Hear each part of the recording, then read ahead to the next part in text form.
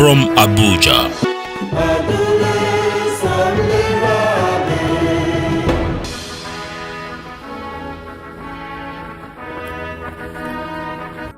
Hello, thank you for being a part of our show. We appreciate you.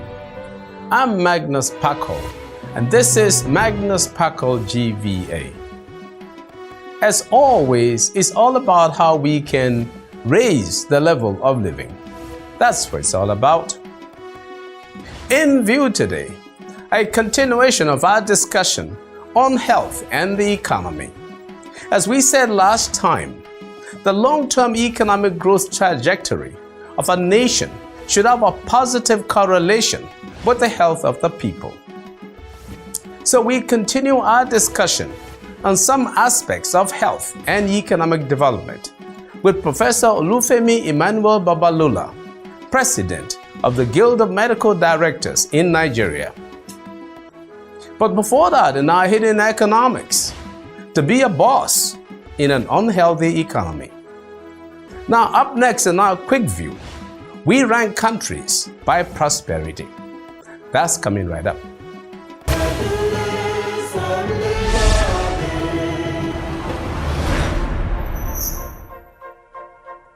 Prosperity Index is an annual ranking developed by the Legadum Institute, a division of the private investment firm Legadum. The ranking with this index is based on a variety of factors, including wealth, economic growth, education, health, personal well-being, and quality of life. Because people often say that health is wealth, we surmise that prosperity therefore also suggests that a healthy situation prevails. As it turns out, countries with large populations tend to show poorer results, as the summary statistics are typically pulled down by the forces of poverty and health for the large numbers of their people in low-income brackets. Even so, the data roughly reflects correctly the state of well-being of the people. In this connection, which of the following countries is ranked the highest in the world using the Legadum Prosperity Index? Finland, New Zealand, Norway, and Switzerland. Which of the following African countries is the only one among the top 30 in the world in prosperity? Botswana, Mauritius, Namibia, and South Africa. Stay with us for our answers coming up shortly. Still in view, a continuation of our discussion on health and the economy with Professor Olufemi Babalula. Up next in our hidden economics, to be a boss in an unhealthy economy.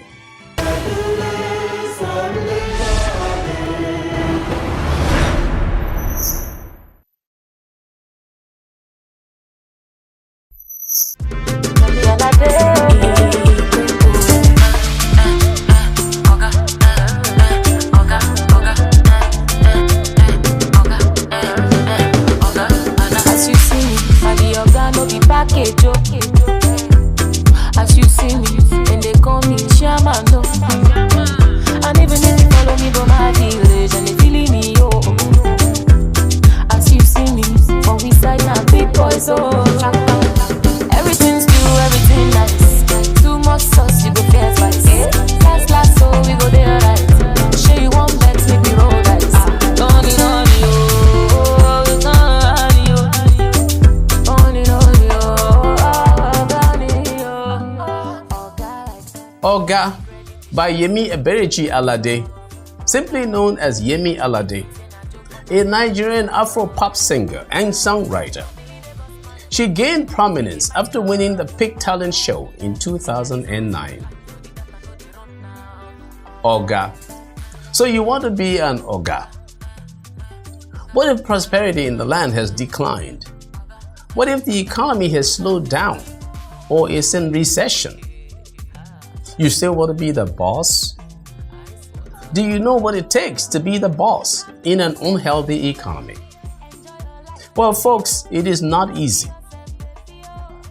Robert I. Sutton, professor of management science and engineering in the Stanford University School of Engineering, has done some good work on how to be a good boss in a difficult economy. He has identified some hidden economics that people should know. When times are bad, even good bosses can suffer because everybody expects him or her to make things happen. But as he puts it, between bosses and staff, there's already a relationship of unequal power with an unfortunate dynamic of mutual suspicion, which he calls toxic tandem. And this problem is often compounded by the fact that a boss can get self-absorbed and become oblivious to their followers' perspectives. Two up the ladder to see the bottom well. They become more focused on their own needs and wants, and can even suffer from power poisoning and the fallacy of centrality. So the boss knows everything, since he or she holds a central position. Meanwhile, the staff tend to know the boss way more than he or she knows them. Unfortunately, these followers often misread stuff. The result? Well, sometimes catastrophic problems, especially when the economy is unhealthy. Sometimes the Oga is helpless.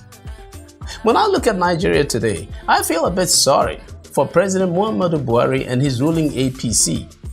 Folks, take it easy on them a little bit, because typically unemployment can get even worse following a recession, as managers try to watch things carefully before they start hiring aggressively again.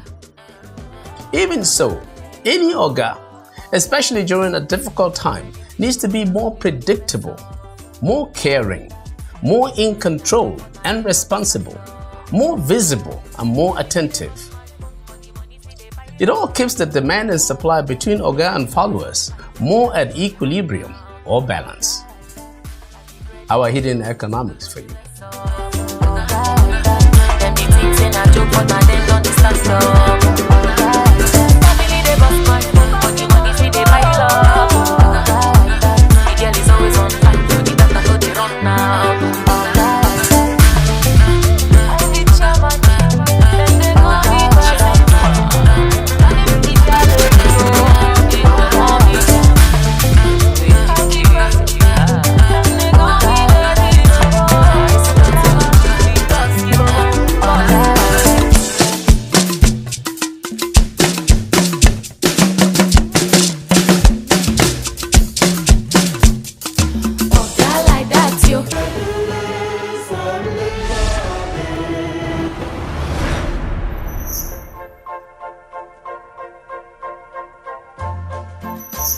Before we start our discussion, here are our quick view answers. Norway has the highest prosperity ranking in the world. Mauritius is the only African country that ranks among the top 30 prosperous countries in the world. The next African country is South Africa, coming in at number 68 in the world. Okay, if you want to know, Nigeria comes in at number 129 in the world. For comments, adverts, and sponsorship, please see our information displayed on the screen. How about we also include medical health whenever we need to address the health of the nation? And so today we continue with Professor Olufemi Babalola. Professor Babalola is a director and consultant ophthalmologist at the famous Rachel Eye Center in Abuja, in Nigeria. With quite an impressive background in education and experience, he is the current president of the Guild of Medical Directors in Nigeria.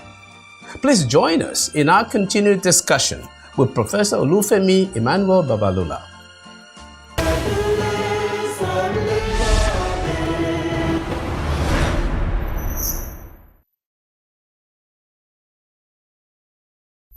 As president of the Guild of Medical Directors, which is a pretty high position. You're president of the Guild of Medical Directors. What is the conversation that you guys have when you're sitting down and talking? Are you looking more at policy? interfacing with government on policy, or are you looking more at your incomes? What can we do to make our profession more profitable to us? What are you guys looking at? We're looking at all of the above, I would say. Yeah. You understand? Because firstly, you know that as medical practitioners, we have to survive economically in this very harsh, sort of climate, and we have to, sort of fend off people who want to tax us into oblivion. You get to the point. But at the same time, we're privileged to actually engage government in terms of policy. Yeah. And I must say that I'm very happy that the federal government recognizes the Guild as an entity with which they can engage. Yeah. And we are involved in so many, areas. For instance, just this afternoon, I got an invitation from the National Primary Health Promotion Agency, Development Agency, I think as they're called, that they wanted us to come to a workshop in Lagos. Okay. And I was to nominate 3 of our members to participate in that workshop on immunization policy. Okay. And there are various other areas in which we engage. I think there was another one we held which had to do with the maternal mortality. Yeah. And so we do engage with government, particularly in areas of policy development. Yeah. And of course, we are also represented on the board of the National Health Insurance Scheme. I happen to represent the Guild on that board. Yeah. And of course, you know that the NHIS is really geared towards, providing health to a vast number of people at an affordable cost. And so that is the National Health Insurance Scheme. Exactly, yeah. Are you a member of that? I'm a member of the board of that, yeah. Okay, and so, that, I was facetiously asking you, but seriously speaking, even before we came on, isn't that just for civil servants? I'm a private person out there. I'm a farmer. I'm a businessman. Can I be a member of the? Can I get insurance through that cover? Technically speaking, as we speak, you can. But I have to say that at the moment, most of the people who have covered have been the federal civil servants, people who work in the MDAs and so on and so forth, and who have no choice but to be covered. Because it's like it's mandatory. It's mandatory for them. So, but we are the board, the current board of the NHIS is a very proactive board. Okay. Led by Dr. Ifedne Nyantu, a very remarkable woman, if I must say so. And we are actually actively looking at ways in which we can expand coverage. We're not proud of the coverage we have at the moment. We want it to be possible that every Nigerian, every man on the street will feel that this is the way to go to get insurance so that, they can be treated completely for whatever. When you say completely treated of what? Of malaria and typhoid? Everything. What if it's something malaria, more serious? Typhoid, cancer. You need heart delivery, heart transplant. That is what we're aiming at. So that once you are insured, you are sure that whatever ails you, you don't need to do out-of-pocket payments anymore. Yeah. And that is precisely what we are aiming to do. This present board of the NHIS is aiming to achieve. Can that lead to overconsumption of medical care?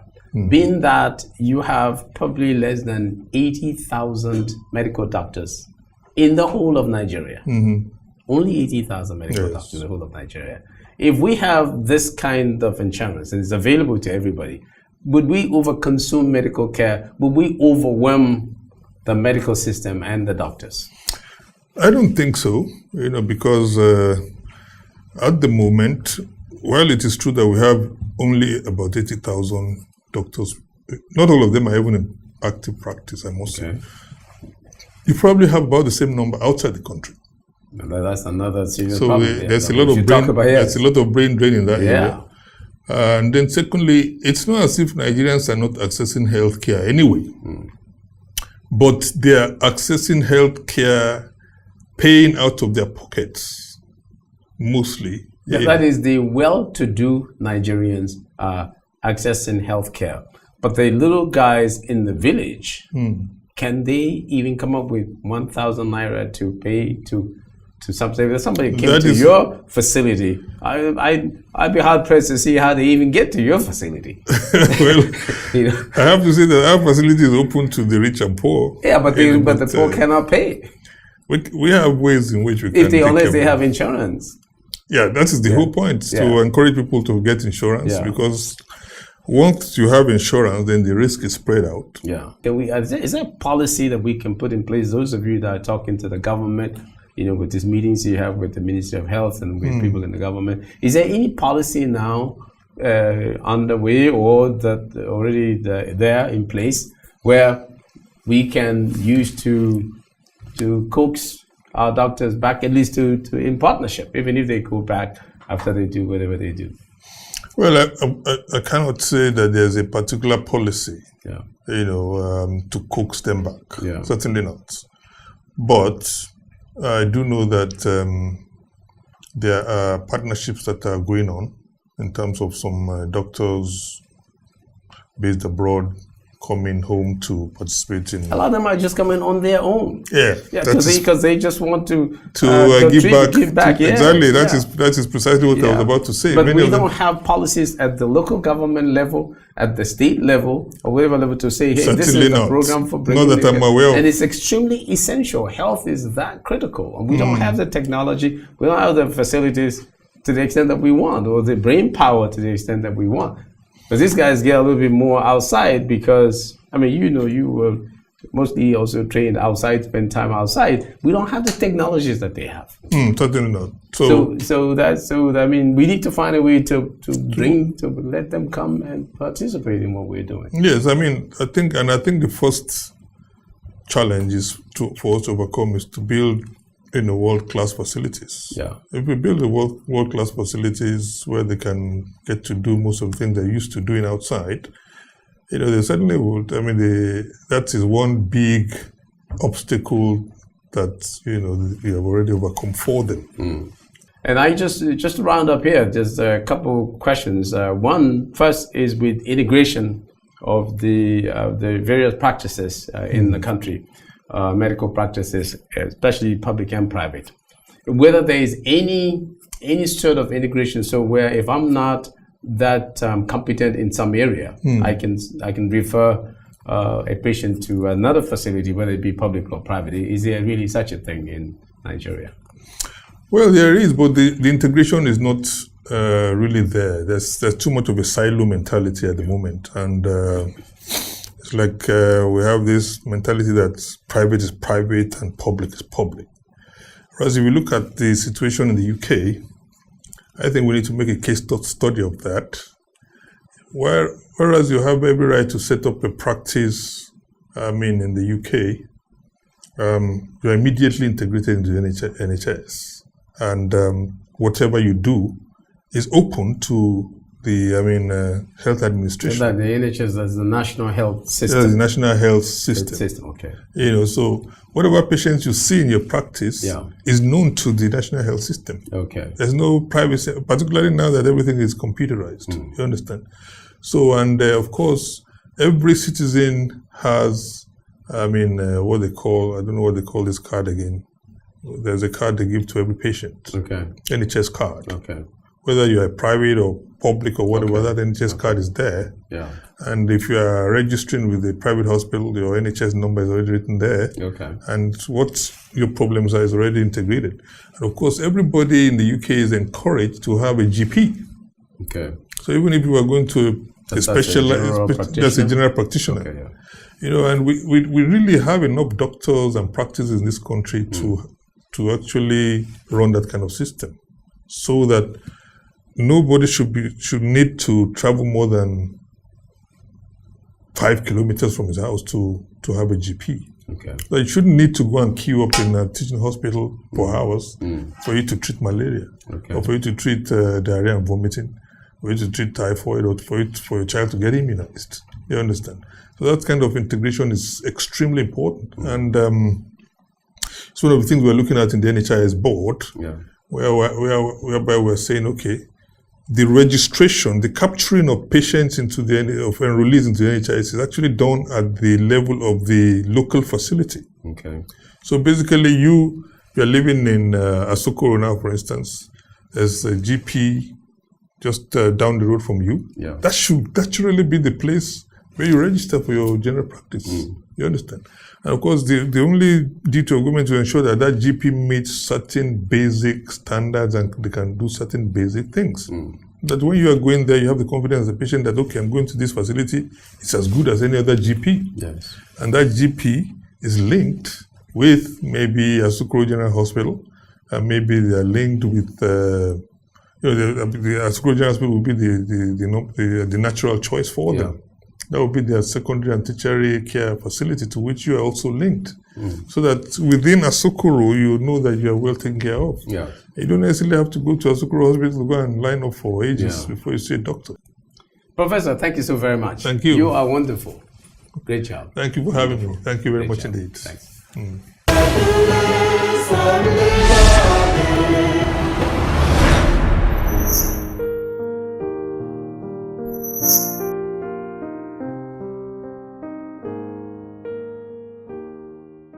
As we discussed last time, there is an inner relationship between healthcare performance and overall economic performance.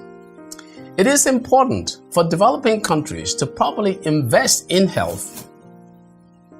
It is an essential priority for our society because you must have a healthy population to drive a healthy economy. Throughout the world, and especially in Nigeria, and of course all of Africa, our health systems face various complex challenges, including the prevalence of communicable diseases, some from imported lifestyles.